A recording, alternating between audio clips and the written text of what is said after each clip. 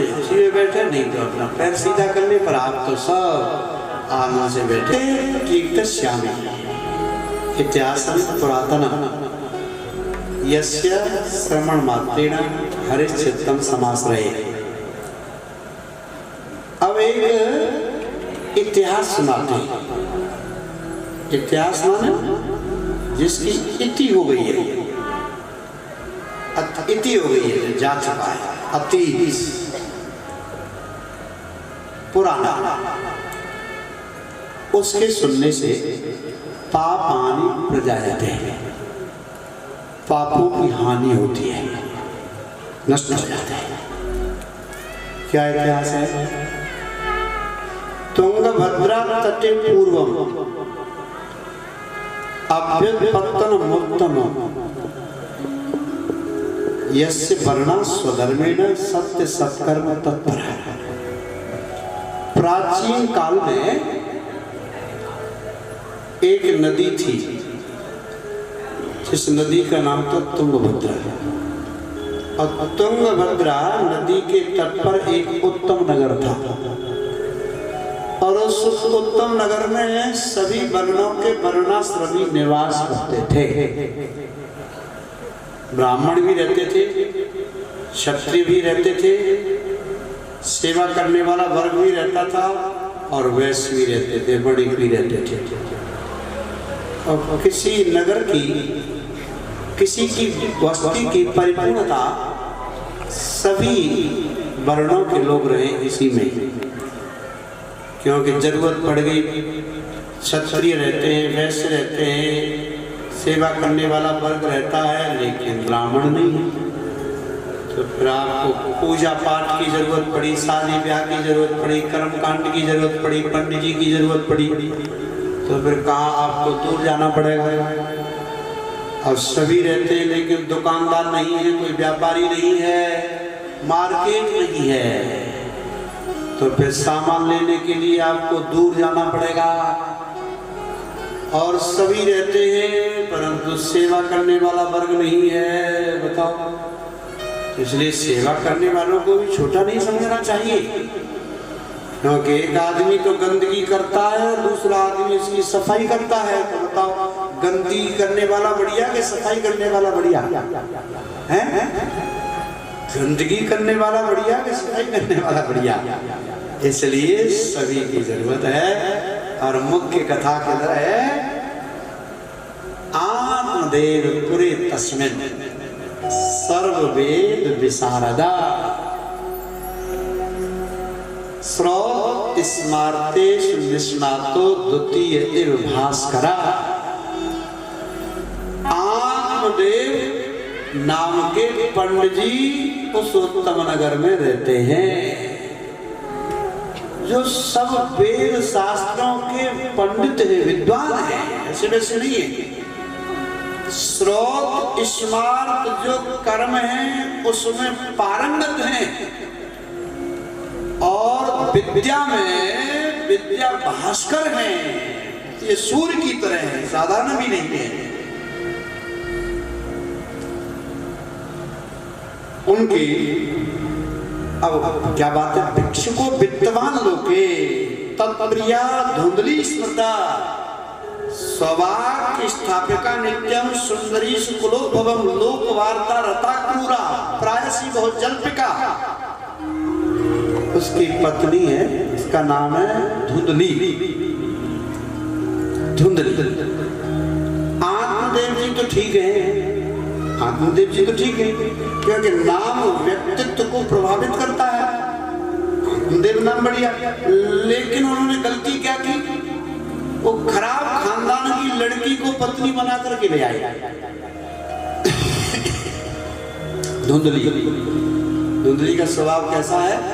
लोक वार्ता, तो कथा वार्ता में उसका मन नहीं लगता है। लोक वार्ता, कथा में कभी गलती से चली जाए नींद आ जाती है। कथा में कभी गलती से चली जाए, पहले तो कथा में वो जाती ही नहीं है, क्योंकि उसका ये सब्जेक्ट ही नहीं है।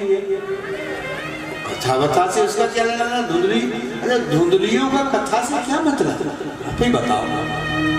अब ये सब माताएं आई हैं, बैठी हैं, अब इनमें से कोई धुंधली थोड़ी है। धुंधली होती तो कैसे बैठ सकती थी 4 घंटे, बताओ, सवाल ही नहीं था। इनमें से कोई धुंधली नहीं हो सकती, और कोई गलती से आ भी जाए तो 10-15 मिनट में उठ जाएगी, क्योंकि ये तो बिल्कुल विपरीत, उसका ये सब्जेक्ट नहीं है।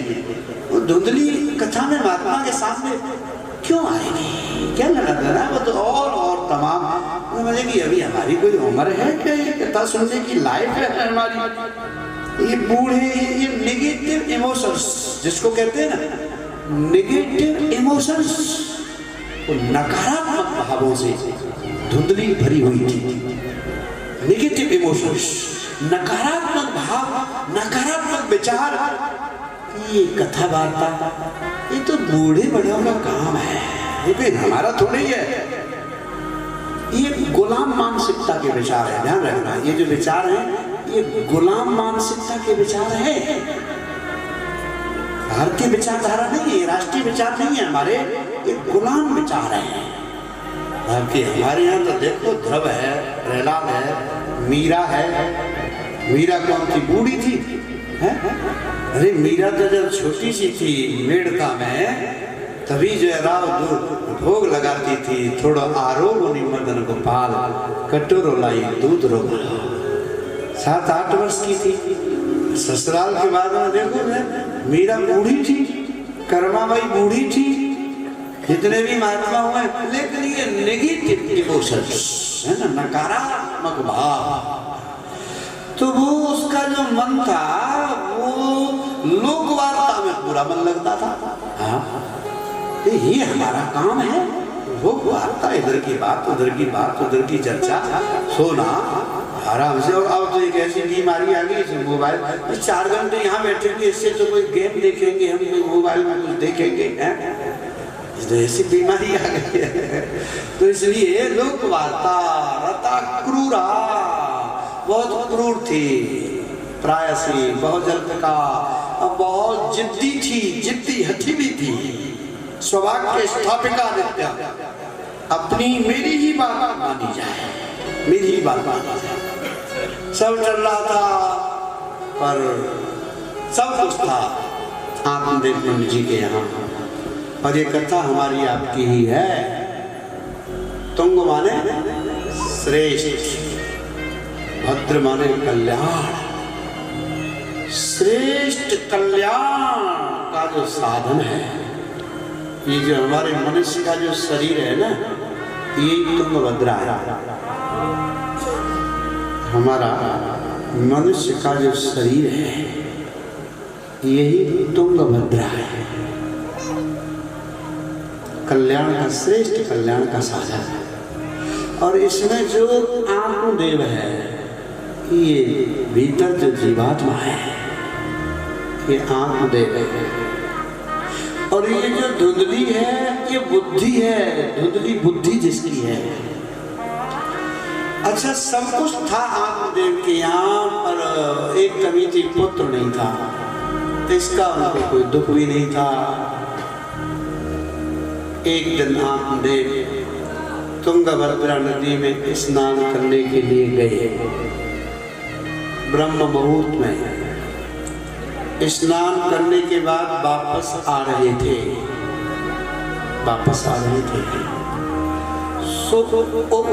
उत्तम नगर के कुछ 10-20 नागरिक वृंदावन की तीर्थ यात्रा के लिए जा रहे थे। सवेरे सवेरे सामने से आते हुए आत्मदेव को देखा, तो वे आपस में कानाफूसी करने लगे कि भैया हम तो तीर्थ यात्रा के लिए जा रहे हैं वृंदावन, और ये पुत्रहीन व्यक्ति का मुंह देखना पड़ गया, चेहरा देखने को मिल गया।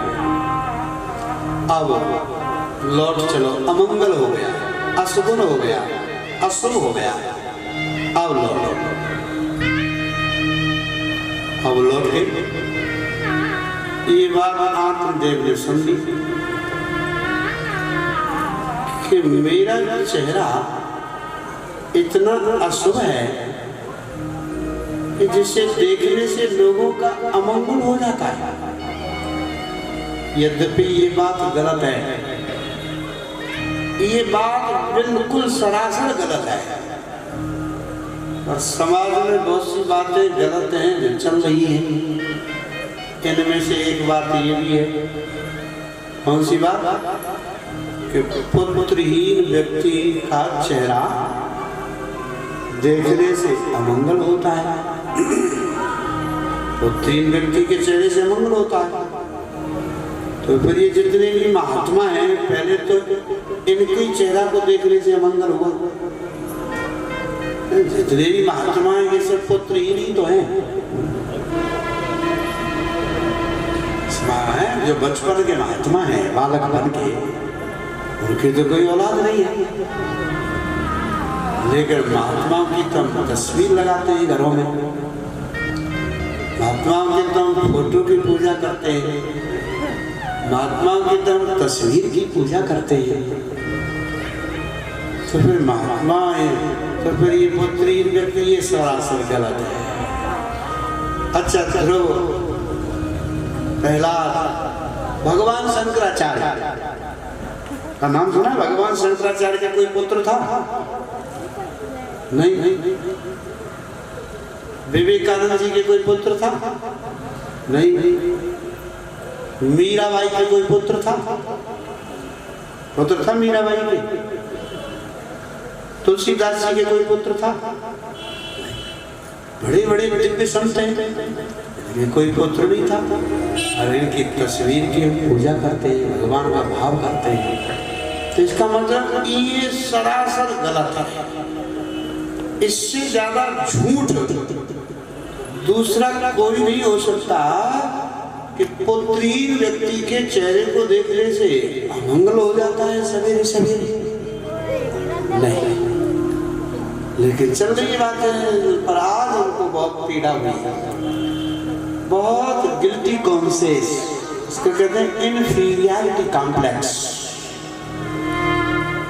उनकी बातें सुनी, आत्मदेव जी को बहुत, ओ मैं पुत्रहीन हूँ, लौट गए और नदी के किनारे पेड़ के नीचे बैठ गए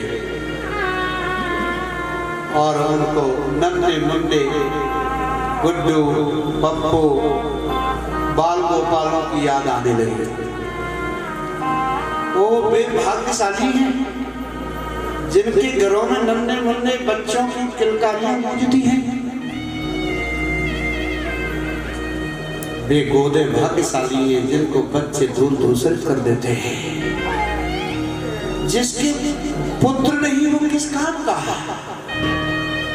अब ये ध्यान रखना, आप अगर दुखी होना चाहो तो अभी और यही हो सकते हो बैठे बैठे, और अगर आप आनंदित होना चाहो तो अभी और यही हो सकते हो, क्योंकि ये फैक्ट नहीं है। ध्यान रखना, दुख और सुख फैक्ट नहीं है, तथ्य नहीं है। दुख सुख वास्तव में नहीं है, ये केवल आदमी की अंतर्दशा है। उसी परिस्थिति में एक आदमी हंस सकता है, ध्यान रखना, वो ही परिस्थिति है। एक आदमी खिलखिला कर हंस सकता है और एक आदमी पूरी तरह से गमगीन हो सकता है, उदास हो सकता है।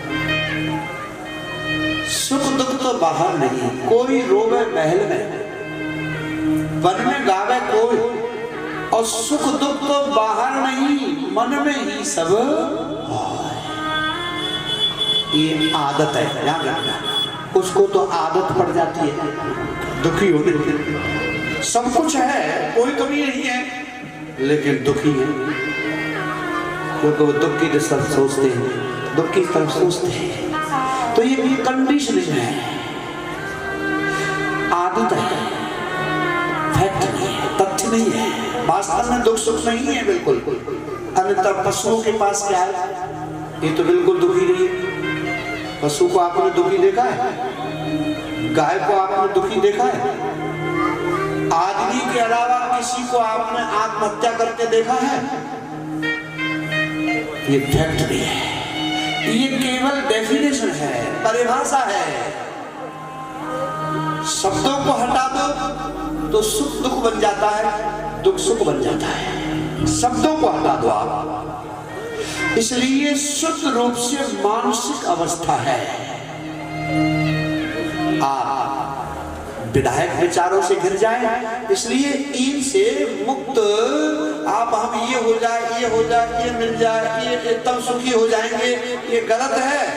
आप अभी यही है, बिल्कुल just in the moment, here and now, living in the present moment to moment, अभी यही और इसी क्षण आनंदित हो सकते हो। कल होंगे, बाद में होंगे, ये सब व्यर्थ की बातें हैं। आनंद का झरना आपके भीतर इस वक्त बह रहा है।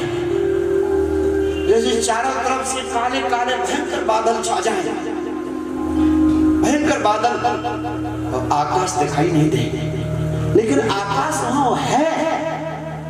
जैसे बादल हटे, आकाश तो शुभ्र आकाश है, आकाश कहीं गया नहीं है। ऐसे ही विचारों की जो बदलियां हैं, विचारों के जो बादल आपके दिमाग में छा गए हैं, सोचते सोचते रहने से उन्होंने आपके आनंद को ढक लिया है। बाकी आनंद का झरना तो बह रहा है, बह रहा है। अब ये बच्चों बैठे हैं जो यहाँ 3 बच्चे मेरे सामने, एक थर्मामीटर लगाया जाए तो ये आपसे कई गुना ज्यादा आनंदित है। ये आपसे कई गुना ज्यादा आनंदित है बच्चे,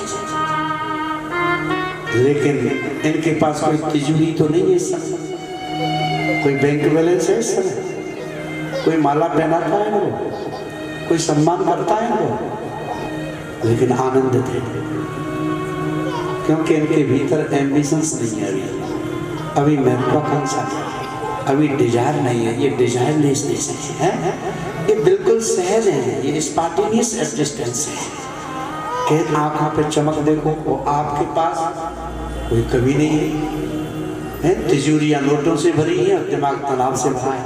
अब ये कल्पना करो कि सुख और दुख फैक्ट्री है और इनके पास कुछ भी नहीं है, 2-4 कंकड़ जेब में डाल लेंगे और आनंद में नाचेंगे, दौड़ेंगे, भागेंगे। तो ऐसे सोचो कि ये आनंद वापस बुढ़ापे में हमारी प्रतीक्षा कर रहा है। जो आनंद हम लेके आए थे उसे हमने बिगाड़ दिया है, बिगाड़ा है। वातावरण है, स्कूल से जहर भरा जाता है, प्रथम आना है, प्रथम आना है, प्रथम आना है। ये जो प्रतियोगिता, जहां भी प्रतियोगिता है, प्रतिस्पर्धा है, जहां भी कंपटीशन है, दी अदर इज हेल, जहां भी दूसरे से प्रतियोगिता है वही नरक है और वही आदमी का आनंद प्रभावित हो जाएगा, नष्ट हो जाएगा। ये भी इतने आनंदित नहीं रहेंगे। ध्यान रखना, जब ये इंजीनियर बन जाएंगे, ये नहीं कह रहा हूं नहीं बने, नहीं होंगे, क्योंकि ये आनंद में ये विचारों का झंझावात, ये जीवन का जो तथ्य है उसे समझने की जरूरत है।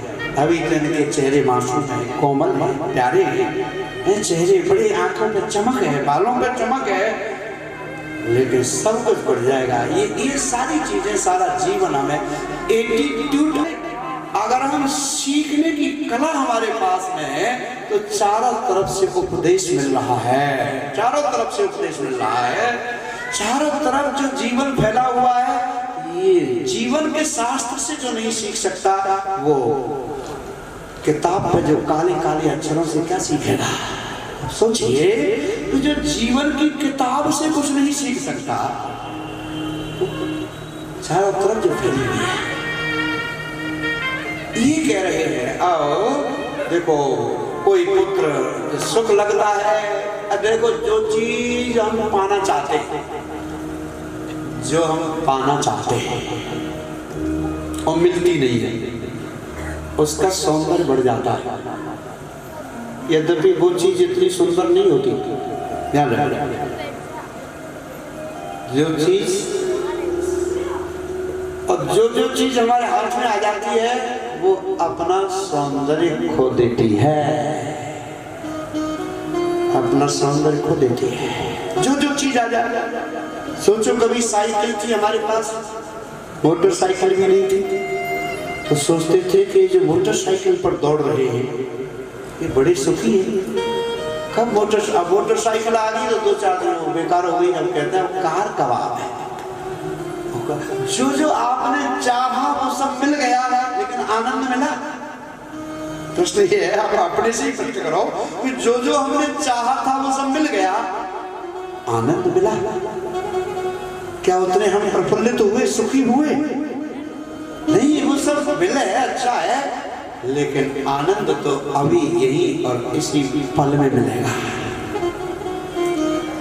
आप बैठे हैं, रो रहे हैं, उसी समय एक सन्यासी जी आ गए, यति जी आ गए। यति जी ने तुंगभद्रा नदी में आचमन किया, तो जा रहे थे, देखा एक ब्राह्मण रो रहा है, रो रहा है। क्या बात है? सन्यासी जी दयावश उसके समीप पहुंच गए, पूछा कथम रोदस विप्रत्वं कासे चिंता बलियसी वदत्वं सत्वरं मह्यं स्वस्य दुःखस्य कारणो। कथम रोदसी विप्रत्वं, उन सन्यासी जी ने आत्मदेव से पूछा, हे ब्राह्मण तू रोता क्यों है? अपने दुख का कारण बताओ, क्या दुख का कारण है? आत्मदेव ने कहा, महाराज मेरे से ज्यादा दुखी व्यक्ति इस संसार में खोजना मुश्किल है। ध्यान रखना, मन हर चीज को बड़ा कर देता है। जब दुख आता है ना तो उसको भी फैला देता है। यद्यपि इतना दुख कभी नहीं होता, लेकिन मन उसको फैला देता है। और जब सुख आता है तो सुख भी उतना कभी नहीं होता, मनुष्य सुख को भी फैला देता है, बड़ा फूल जाता है। ये मन ही करता है। सुख भी उतना नहीं होता कभी, लेकिन सुख का एक्सटेंशन कर देता है, फैला।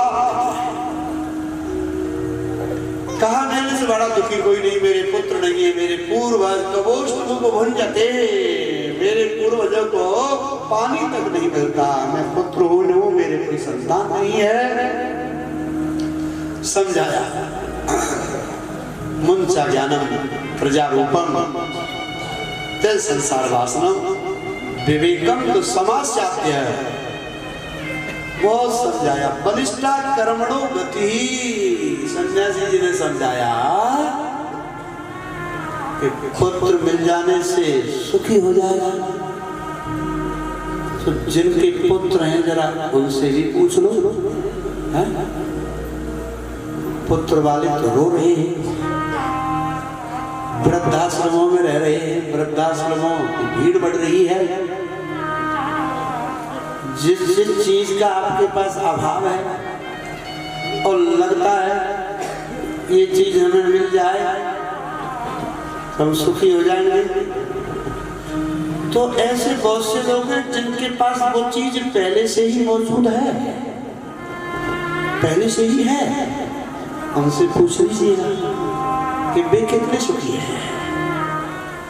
पुत्र होता है ठीक, नहीं होता है तो भी ठीक।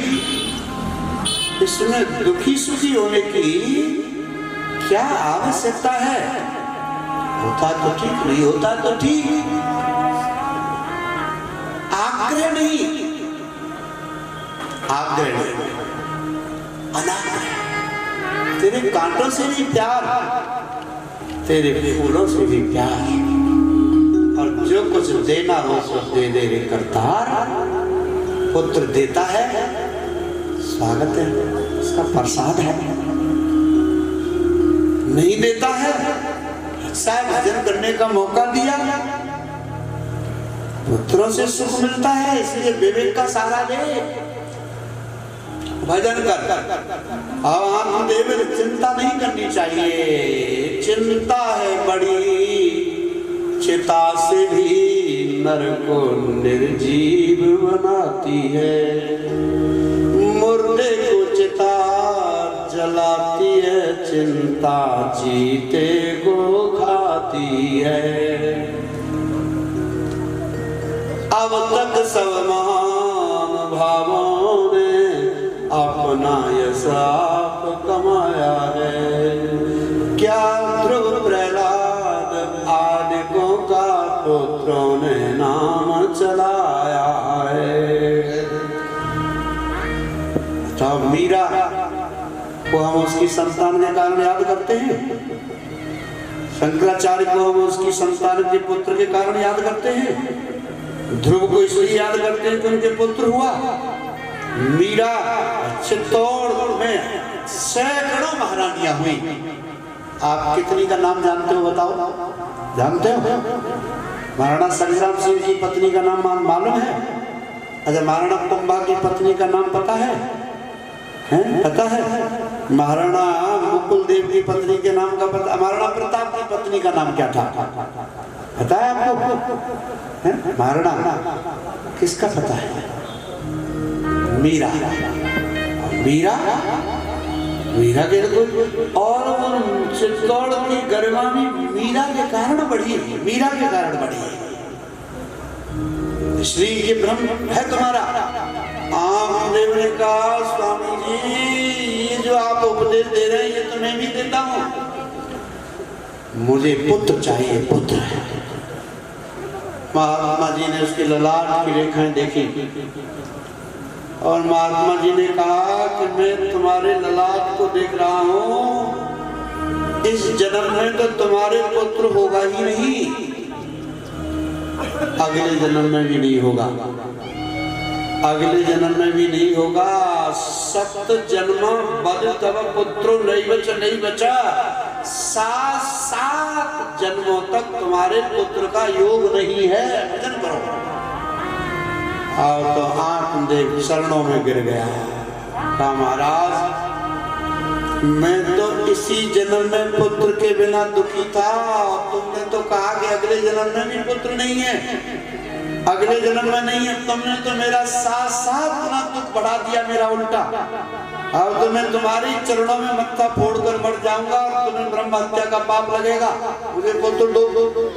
महात्मा जी ने कहा ये हम इसके पास अगर आदमी कुछ पूछने आ गए, ये तो हमारे गले पड़ गया, हमारे पास कोई पुत्रों की फैक्ट्री खुल रही है, हम तो हम ही महात्मा हैं। लेकिन जिद पड़ गया कि नहीं पुत्र दो, वो समझ गया कि महात्मा तेजस्वी है, तेजस्वी महात्मा है, साधारण नहीं है महात्मा। जो ललाट को देखकर 7 जन्मों की बात बता सकता है वो महात्मा साधारण नहीं हो सकता। महाराज जी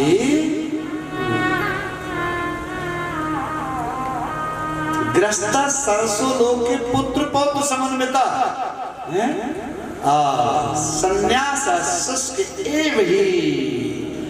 संन्यास तो शुष्क है, रूखा सूखा है, वहाँ कुछ भी नहीं है। ग्रस्त आदमी का जीवन सरस है, उसका मोह कह रहा है।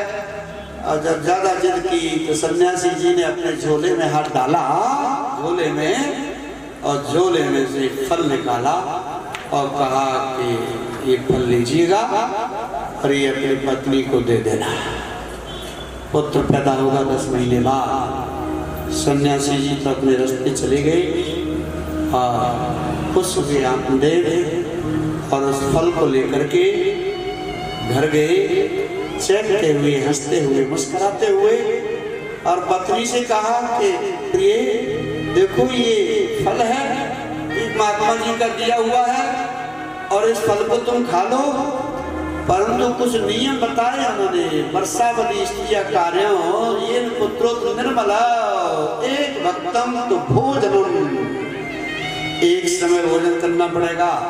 सत्यम शौचम दया दानम एक भक्तम तो भोजनम, सत्य का पालन करना पड़ेगा। ये महात्मा जी ने कहा, शौच सफाई से रहना पड़ेगा, ये 1 वर्ष तक करना पड़ेगा, तो पुत्र बढ़िया होगा, निर्मल होगा।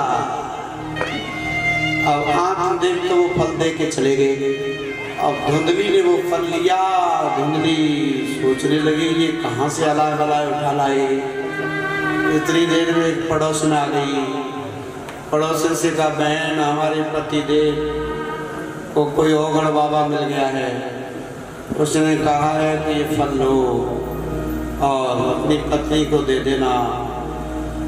का सत्य का पालन करे, सफाई से रहे, प्रेम से रहे, 1 साल तक लड़ाई झगड़ा नहीं करे और एक समय एक ही तरह का भोजन करे। पड़ोसन ने कहा, अपने पति की प्रसन्नता के लिए ये फल ग्रहण कर लो। धुंधली ने कहा, लेकिन पति ने कहा है कि 1 साल तक झगड़ा नहीं करना।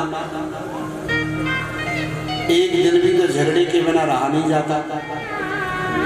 पति तो बाहर चले जाते, मैं घर में अकेली रहती हूँ। घर खाने को दौड़ता है तो कभी दाएं वाली से, कभी बाएं वाली से, कभी सामने वाली से, कभी बगल वाली से।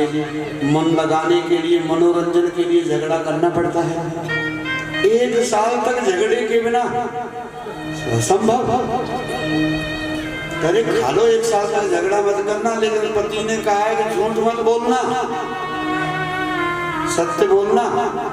लेकिन मेरे घर में पड़ोसी कोई कुछ लेने आ गया और मैंने कह दिया कि है तो मेरा घर लुट जाएगा, तो झूठ बोलना पड़ता है। और पति ने कहा है कि एक समय एक ही तरह का भोजन करना। ये भी कोई भोजन है, एक समय एक ही तरह का भोजन करना, कोई घास पात को खाना।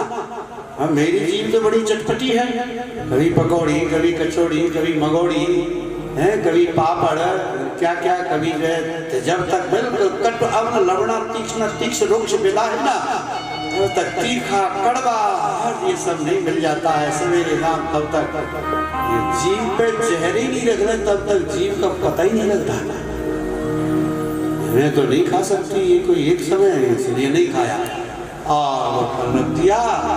तो कुछ दिन बाद उसकी, 2-4 दिन बाद उसकी बहन आई। एकदा भगिनी तस्या तद गृहे स्वेच्छया दता। एक दिन धुंधली की बहन आई उसके घर। अब उसकी बहन ने कहा कि तुम तो कमजोर हो गई है,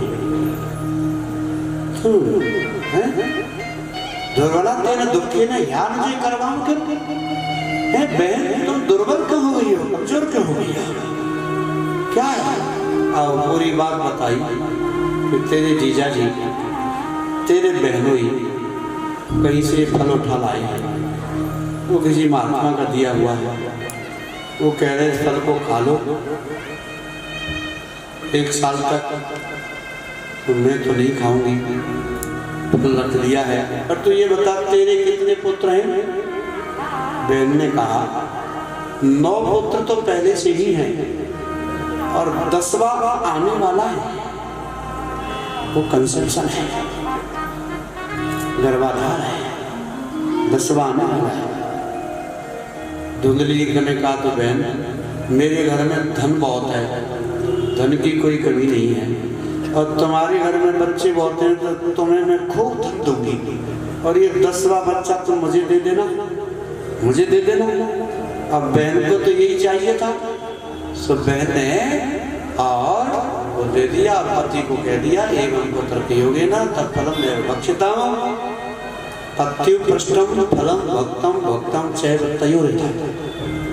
ऐसे अनेक पुत्र करके फल नहीं खाया, और आजमाने के लिए उस फल को जो घर में गाय थी उस गाय को फल खिला दिया, गाय को खिला दिया। और पति से कह दिया, पति ने पूछा फल खा लिया? वो खा लिया, मेरे गर्भाधान है, बच्चा होगा। थोड़े समय बाद बहन को घर में रख लिया। और फिर क्या हुआ जरा, क्योंकि अब क्योंकि आप महात्मा की कथा तो पूरी करनी ही होगी। आज पहला दिन है, पहला दिन तो प्राकथन प्रस्तावना और भूमिका में ही निकल जाता है। आप सवेरे 10 बजे से ही शोभा यात्रा में सम्मिलित रहे हैं, देख रहे थे कि बड़े आनंद उल्लास, नृत्य, संगीत और बड़ी ही लयबद्धता और बड़ी श्रद्धा के साथ आपने नगर भ्रमण किया, तो उसमें भी गया। और पहला दिन प्रथम दिवस है, थोड़ा मैं भी रात को मैंने विश्राम नहीं किया, क्योंकि वहाँ से फ्लाइट ने छोड़ा हमको दिल्ली, और दिल्ली से फिर हमारे इधर को आना था, तो शार्दुलपुर क्षेत्र में मैं कभी रेल से आया नहीं, जब भी गया अपनी गाड़ी से गया।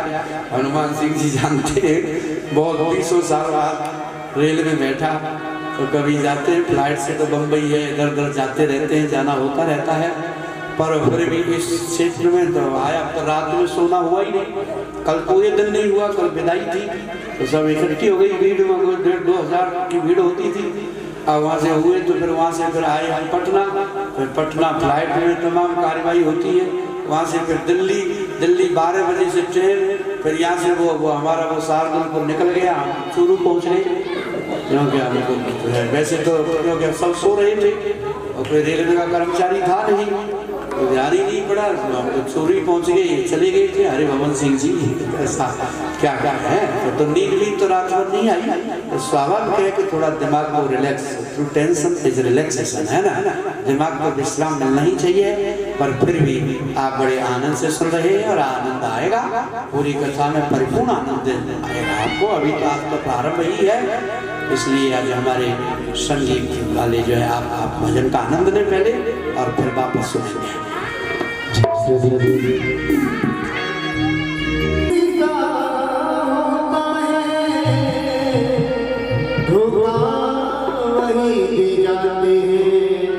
जिन पे भरोसा होता है, तूने जो कमाया है बाटे आया बंदे आगे जाएगा, आगे आया बंदे आगे, तूने जो कमाया जाएगा।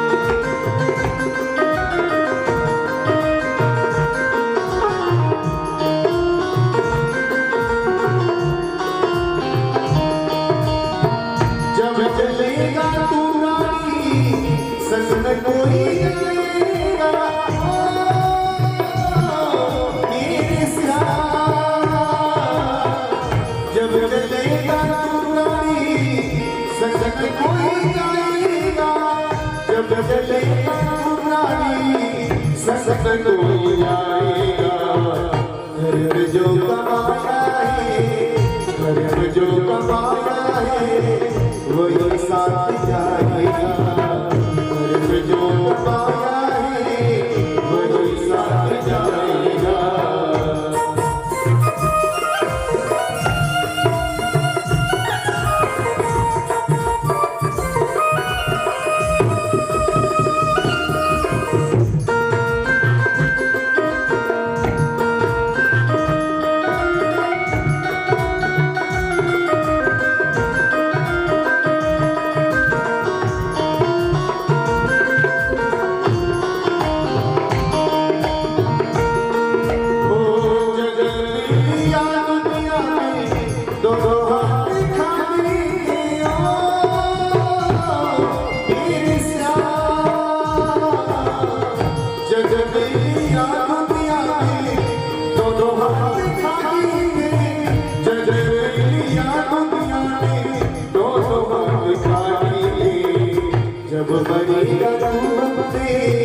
जब मरेगा तू हमसे खाली हाथ जाएगा, जब मरेगा तू हमसे खाली हाथ जाएगा।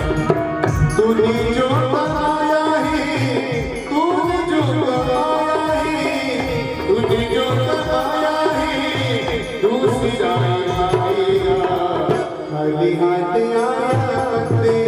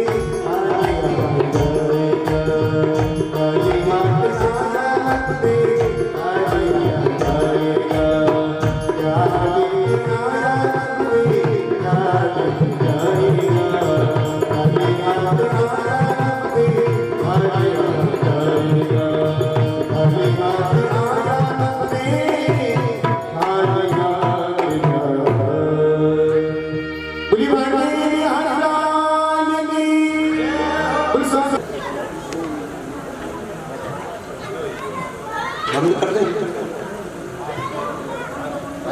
आज देखो विलंब से हुआ है ना, 5 बजे तक कर दे, 5 सवा 5 तक कोई अभ्यास। कल से तो इस शोभा यात्रा में तो जाना नहीं है। कल माता बहनों को भी आज तो बहुत समय दिया है सबने, भाइयों ने। तो कल से 11:30 बजे तो हमारे संगीत वाले आ जाएंगे, ठीक है। ये आपको बढ़िया बढ़िया भजन सुनाएंगे। पहले जो बढ़िया भजन सुनना चाहते हैं, भजन कीर्तन ब्रज के जो भी है धार्मिक, वो 11:30 बजे आ जाए। और 4 बजे, सही 4 बजे मैं बैठ जाऊंगा, 4 और कम से कम 4 घंटे तो कथा होगी, 4:15 बजे तक, ठीक है। कल समय का पूरा ध्यान, क्योंकि कल तो कोई दिक्कत नहीं है। आज तो थोड़ा 4 घंटे उसमें दिए तो कल 11:30 बजे आ जाएंगे और सही 4 बजे मैं बैठ जाऊंगा यहाँ। 1 बजे से 4 सवा 4 बजे कल कथा का विराम, वही समय रहेगा जो आपने लिखा है, दिया है। तब तक के लिए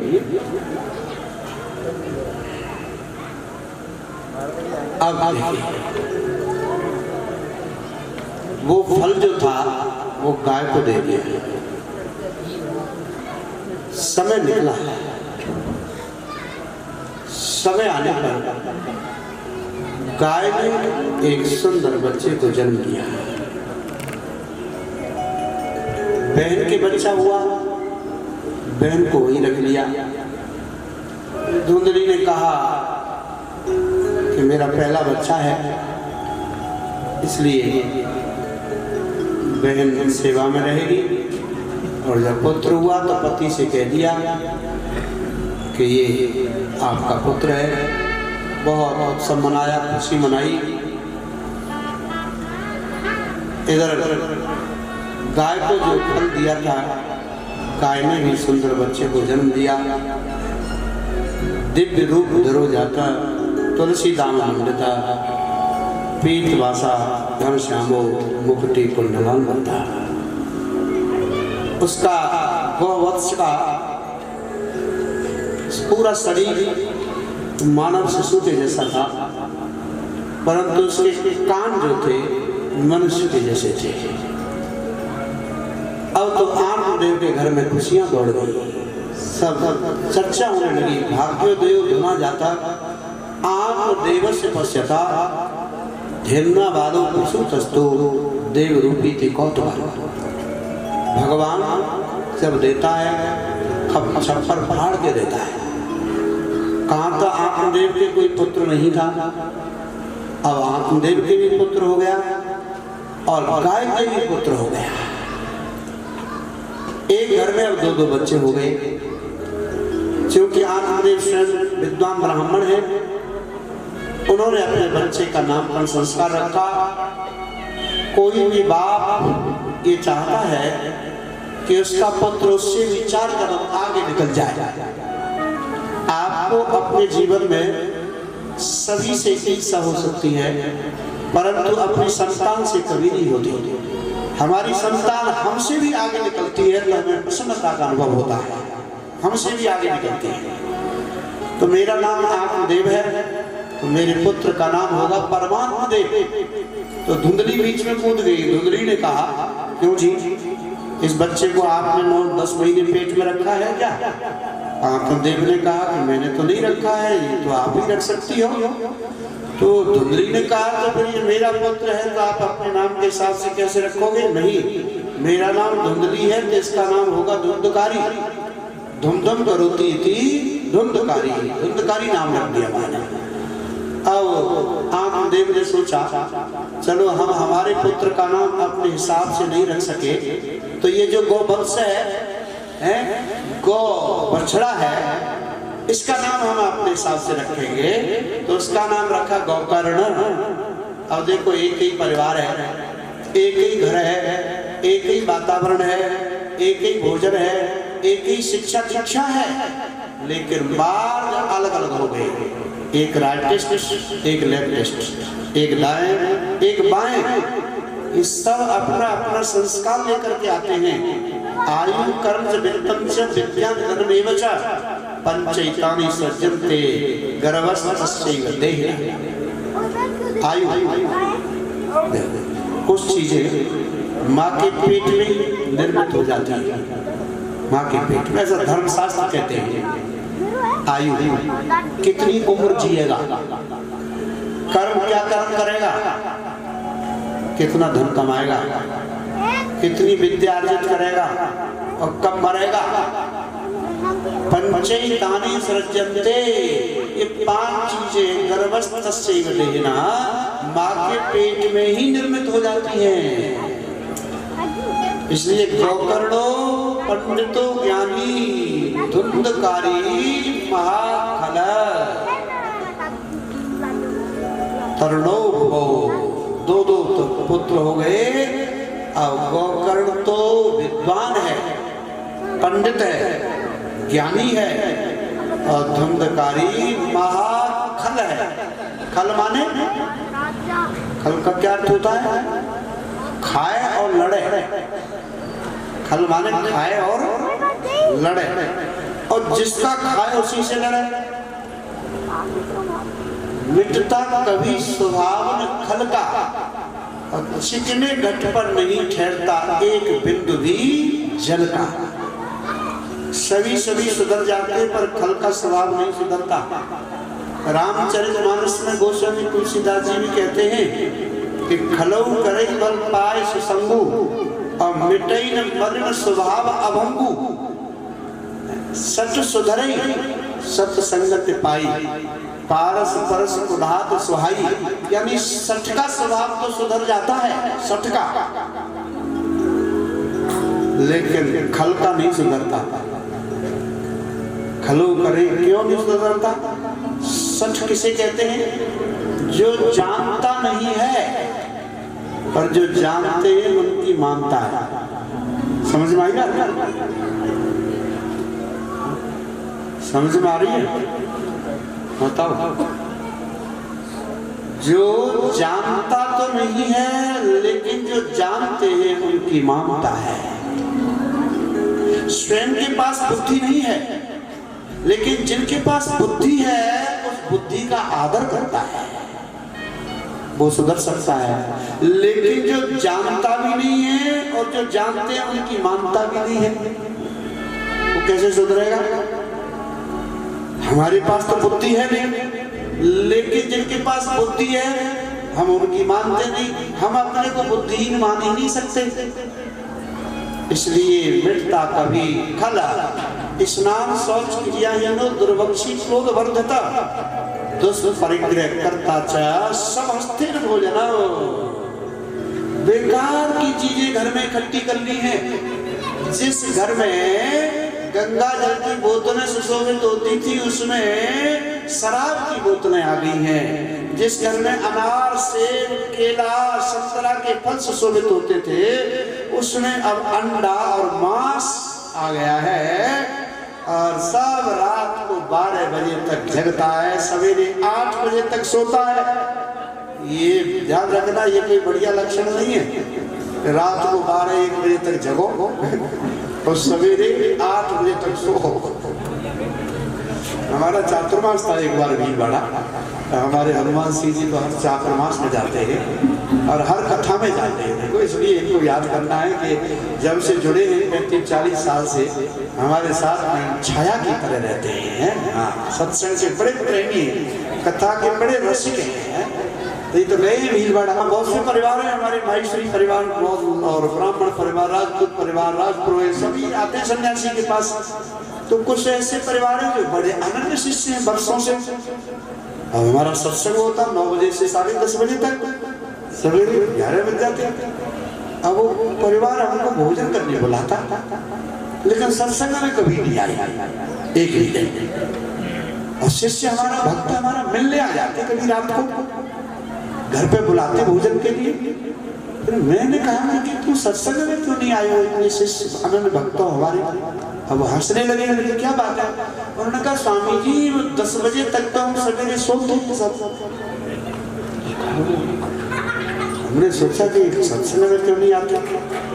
उन्होंने कहा 9-10 बजे से पहले तो कोई उठता ही नहीं है घर का हमारा। चमत्कार है। तो मैंने कि रात को सोते कब हो? 12 बजे तो भोजन करते हैं, 11 बजे तो सोचते हैं अभी तो 11 बजे ही, अभी क्या सोना, अभी तो 11 बजे, अभी क्या सोना। तो 12-1 बजे 2 बजे सोते हैं। ये तो शास्त्र जैसा जीवन है। अनन्य भक्त शिष्य हैं तो खैर कोई बात नहीं है। मैं ये कह रहा हूँ अब ऐसा जीवन धुंधकारी का आत्मदेव समझाता है कि बेटा हम ब्राह्मण हैं, हम कुलीन हैं, हमारे लिए जीवन शोभा नहीं देता है। वो कहता है तुम चुप रहो, तुम्हारी बुद्धि सठा गई है। ये सब बूढ़े बड़ों की पुरानी बातें, बाबा आदम के जमाने की, इस समय ये नई लेटेस्ट लाइफ है हमारी, उनको समझा देता। बहुत परेशान आत्मदेव गोकर्ण आए आत्मदेव के पास। आत्मदेव ने कहा बेटे को तिष्ठामि को गच्छामि कोविड दुःखं विपोहे प्राणास्त्यज दुःखेन हा कष्टं मत् संस्थितः। मैं कहाँ जाऊं बेटा, मैं कहाँ रहूं? ये घर में कपूत हो गया है। अगर ये इस घर में रहेगा धुंधकारी तो बेटा मैं नहीं रहूंगा, मैं मर जाना बेहतर। अब सनकादिक कहते हैं, देख रहे हो एक कुछ महीने पहले भी मरने जा रहे थे। क्यों मरने जा रहे थे? क्यों मरने जा रहे थे? कि पुत्र नहीं है, पुत्र नहीं है। और अब क्यों मर रहे हैं? कि कुपुत्र क्यों पैदा हो गया है। पुत्र हो जाए तो आफत, कुपुत्र हो जाए तो आफत। आदमी कभी सुखी होगा? जो चाहते वो मिल जाए तो नई इच्छा जन्म ले लेती है, नई इच्छा जन्म ले लेती है। अब देखिए गौकर्ण ने बड़ा सुंदर उपदेश दिया, 2-4 मिनट में सुन ले उसने और विराम। पिताजी हर व्यक्ति के सुख दुख न धन में है, सुख दुख न धन में है, सुख दुख न भवन में है। देखो गौकर्ण ने कहा, बड़ी बढ़िया पते की बात है, गंभीर बात है। सुख दुख तन में नहीं है, सुख दुख धन में नहीं है, सुख दुख भवन में नहीं है, सुख दुख तो पिताजी मन में है, मन में है। न चेन्द्रस्य सुखम किंचित न सुखम चक्रवर्तिना सुखमस्ति विरक्तस्य मुनिरेकांत जीवना। देवताओं का राजा इंद्र बिल्कुल सुखी नहीं है। ये श्लोक कह रहे हैं, देवताओं का राजा इंद्र बिल्कुल सुखी नहीं है, और न सुखम चक्रवर्तिना, और चक्रवर्ती सम्राट भी बिल्कुल सुखी नहीं है। तो सुखी कौन है? सुखमस्ति विरक्तस्य, जिसे चारों तरफ से वैराग्य हो गया है, और जिसने अपने जो विषय इंद्रियां हैं उनको उसके ऑब्जेक्ट से, विषय से समेट करके अपने भीतर प्रतिष्ठित हो गया है, ठहर गया है, और एकांत में रहता है। मन में कोई विचार नहीं है, कोई संकल्प विकल्प नहीं है, बिल्कुल नो माइंड है, बिल्कुल बिल्कुल। ये जो पल है दी अल्टीमेट डीप, ये जो पल है यहाँ बैठे, अब बताओ अगर केवल वर्तमान का यही पल है, कोई दुख है? बोलो कोई दुख है? इस समय आपके पास क्या दुख है? कोई दुख नहीं, दुख है भविष्य का, दुख है भूत का। अगर केवल आज का ही दिन है तो फिर कोई दुखी नहीं है। मन फ्यूचर सेंटर्ड है, मन भविष्यगामी है। सारे दुख कल के लिए है, सारे दुख कल के, आज का कोई दुख नहीं है। और कल भी आज मन करके आएगा। तो बड़ा सुंदर उपदेश दिया। और देखिए प्रत्येक व्यक्ति के फैमिली मेंबर 3 है। प्रत्येक व्यक्ति के परिवार के सदस्य कितने हैं? सबके कितने? 3। आपके भी 3 है, मेरे भी 3 है, सबके 3 है फैमिली मेंबर। ये गौकर्ण कह रहे हैं, एक शरीर, एक संबंधी, एक संपत्ति, इसी में सब आ गया। एक शरीर है, शरीर हमारा है, हम शरीर थोड़े ही है। तो हम शरीर है। हम कहते हैं पहले में बहुत ताकतवर था, दुबला हो गया, पहले में ऐसा था वैसा हो गया है। एक बच्चा जो 6 महीने का है उसका फोटो लो आप, और वही जब 80 वर्ष का हो जाता है उसका फोटो लो। दोनों फोटोओं को बराबर पे रखो, कोई मैचिंग खाती है, कोई कम्युनिकेशन है? तो ये जो फोटो है बच्चा 6 महीने का, ये यही है। बोलो शरीर बदला नहीं बदला, लेकिन उसके भीतर जो आत्म तत्व है वो तो नहीं बदला, वो तो एक ही है। तो संसार शरीर हमारा आश्चर्य की बात है कि पहले दिन के बच्चे का फोटो लो, और अंतिम दिन जब बुढ़ा मरता है उस दिन का फोटो लो, और दोनों फोटो को पास में रख के कहो कि ये एक ही है, तो ऐसा लगेगा कि ये एक ही है, ये एक ही है। लेकिन उसके भीतर जो चेतना है जो इनर इलेक्ट्रिसिटी है जो कॉन्शसनेस है, the space of the inner heart है, वो सबका एक है। सरल भाषा में सुने, मैं काफी सरल करने की कोशिश करूंगा, हमारे हनुमान सिंह जी ने कहा है, और कल से और सरल कर दूंगा, कल से और सरल कर दूंगा। एक ही है। अब बताओ, एक है शरीर, सबसे ज्यादा सुखी दुखी हम किसको लेकर होते हैं? ऐसी लिस्ट बना हुआ कि सबसे ज्यादा सुखी दुखी हम किसको लेकर के होते हैं? शरीर को। अरे जो बेटा शरीर की सेवा करता है वही तो प्यारा होता है। मानो 4 बेटे हैं कि 2 बेटे हैं, तो जो हमारी सेवा ज्यादा करता है, आज्ञा मानता है, शरीर को खुश करता है, वो ज्यादा प्रिय होता है। तो बेटा भी प्रिय अपने कारण है। तो पहला हुआ शरीर, दूसरा संबंधी, तीसरा संपत्ति। शरीर में क्या है? अब वो कर्ण क्या कहते हैं, जरा श्लोक सुन लो। देहेस्तिमा सुरुधिरे अविमत्यंत्य जाया सुखादिश सदा ममतां विमुञ्च पश्यामि जगदिदं षड्भङ्गनिष्ठ वैरागिरसिको भवभक्तिनिष्ठ धर्मं भजस्व सततं त्यज लोकधर्मान् सेवस्य साधु पुरुषान् जय काम तृष्णा। ये श्लोक है। शरीर में क्या होती है? अहमता। और संबंधी और संपत्ति में क्या होती है? ममता। शरीर में अहमता और संबंधी संपत्ति में ममता। अच्छा, शरीर से अहमता हटा लो और संबंधी और संपत्ति से ममता हटा लो तो फिर जियो। अच्छा, शरीर में अहमता जैसी क्या चीज है? देहेस्तिमा सुरुधिरे। कौन सी चीज बढ़िया है शरीर में? ये बाल तभी तक सुंदर लगते हैं जब तक हमारे सिर के ऊपर होते हैं, तभी तक सुंदर लगते हैं। और जब नाई इनको हजामत बना देता है और जब नीचे गिर जाते हैं तो इन बालों को छूकर हाथ साफ करते हैं कि नहीं करते? बालों को दूर फेंकते हैं कि नहीं फेंकते हैं? तो आपके भोजन में एक बाल आ जाए, आपके भोजन में एक बाल आ जाए तो वो भोजन करने योग्य नहीं होता, कर नहीं सकते।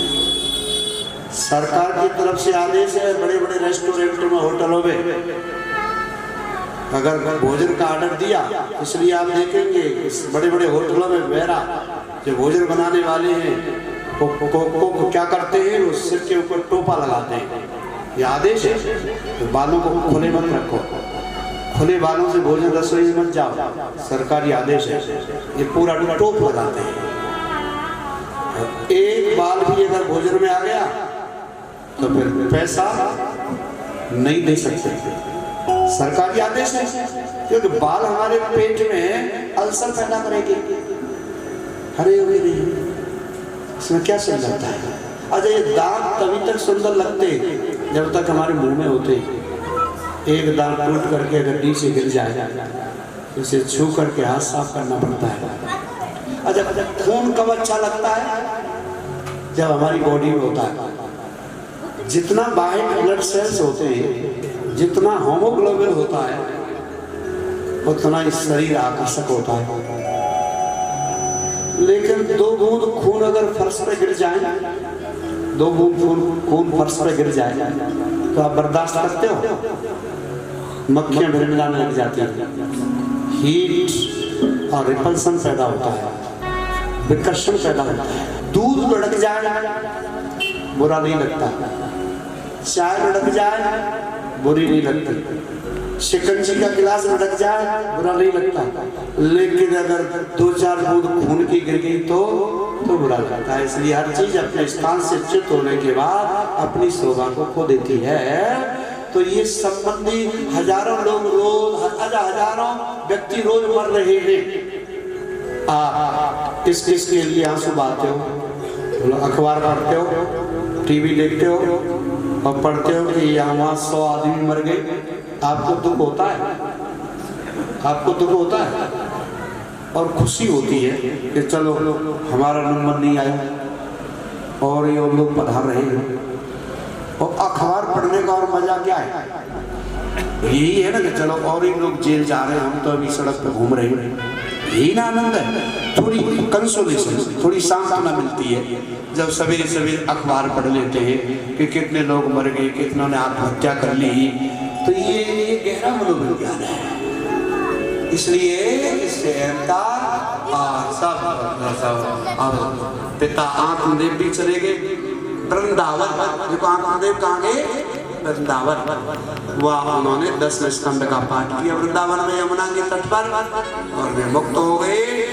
और फिर पितर परते तेना जननी ताड़ता वृषभ, माँ को बहुत प्रताड़ित किया, गड़ा हुआ धन दे दे नहीं तो कल जलती हुई लुकाटी से पिटाई करूंगा। धन था नहीं और दूसरे दिन और रात में ही अंधे कुएं में गिर करके धुंधली मर गई। पति से झूठ बोला था, उसका ये फल मिला। अंत में महात्मा का फल काम आया। महात्मा का फल काम आया आत्मदेव के। जब महात्मा ने फल दिया था उससे गोकर्ण हुए और गोकर्ण का उपदेश जो था उसी से आत्मदेव मुक्त हुए। महात्मा का फल काम आया और फिर मां मर गई। गोकर्ण तीर्थयात्रार्थम निर्गतम योग संस्कृता न मेरी है न बांधवा। गोकर्ण तीर्थयात्रा के लिए निकल गए और 5 वैश्याओं को दुग्धकारी घर में ले आया और बड़े बड़े बुरे काम करता है। और एकदा उल्टास्तु घोषणा ने विलिप सभा, एक बार उल्टा 5 वैश्याओं ने बड़े बड़े आभूषणों की डिमांड की और गोकर्ण अंधा हो रहा था, काम में अंधा हो रहा था, मौत दिखाई नहीं दे रही थी। और राजा के वित्त मंत्रालय ने उसने सेंध लगा दी और बहुत सारा धन लेकर आया।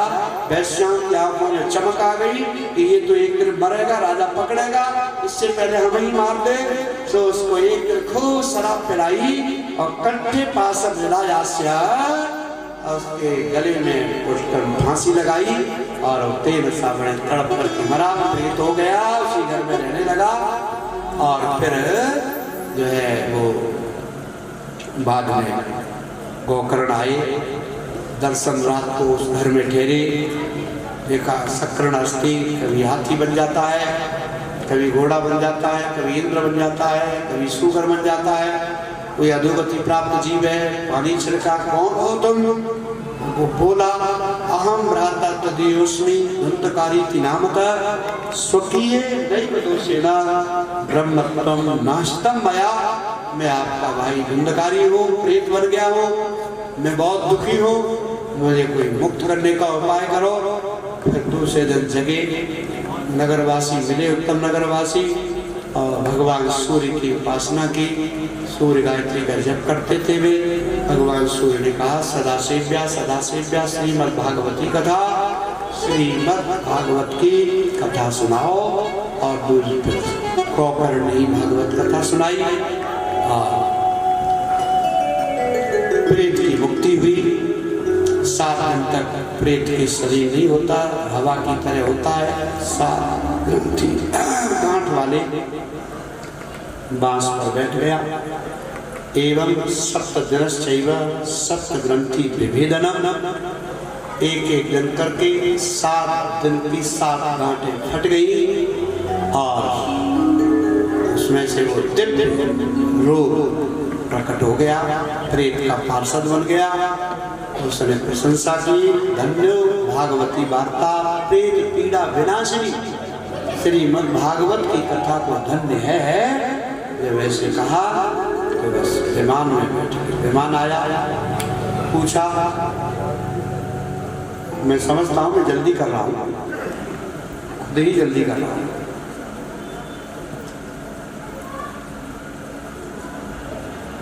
बोलिए सच्चिदानंद भगवान। हो गया बात है ना, माता में भगदड़ हो गई है ना, 5 बज गए। सही माता से आरती करनी है। किसी से तो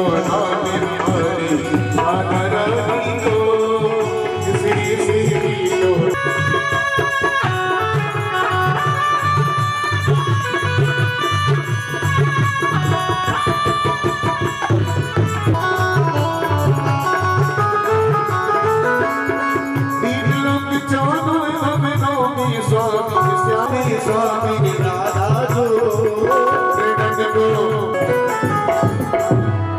राधा रानी सरकार की और सभी के बड़े भाव से आरती करेंगे।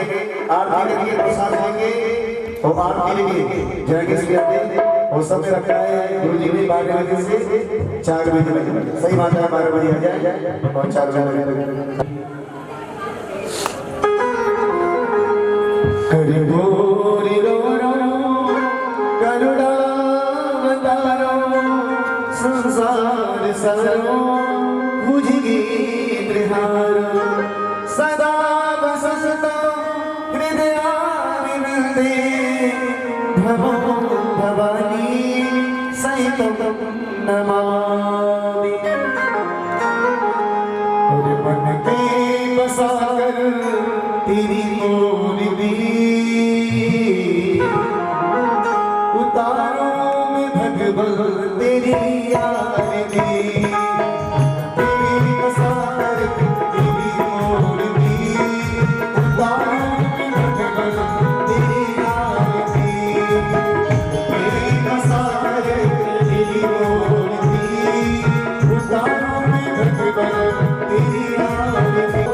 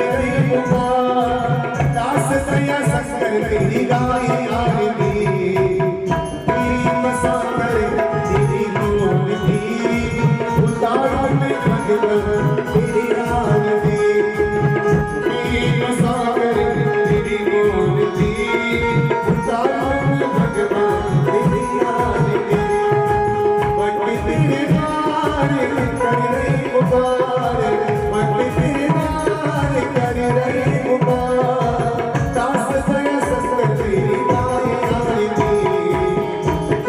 बसा कर तेरी मूर्ति उतार में भगवान तेरी आरती ओ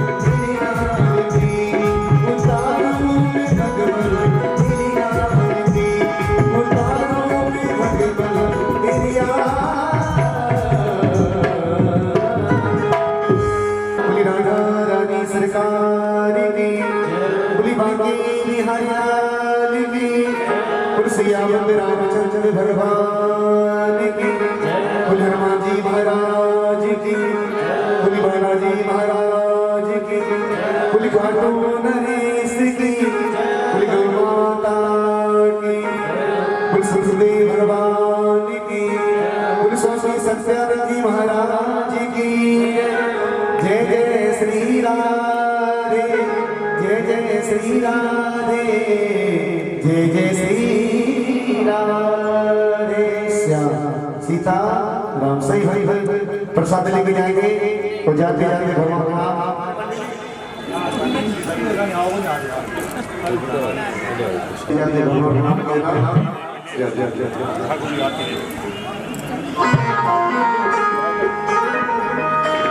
और लेके जाना भूल न जाना लेके जाना भूल न जाना प्रसाद लेके जाना रे और कल भी जाना रे और लेके जाना रे गदा थोड़ा थोड़ा लेके जाना रे गदा थोड़ा थोड़ा लेके जाना लेके जाना भूल न जाना लेके जाना भूल न जाना कल भी जाना रे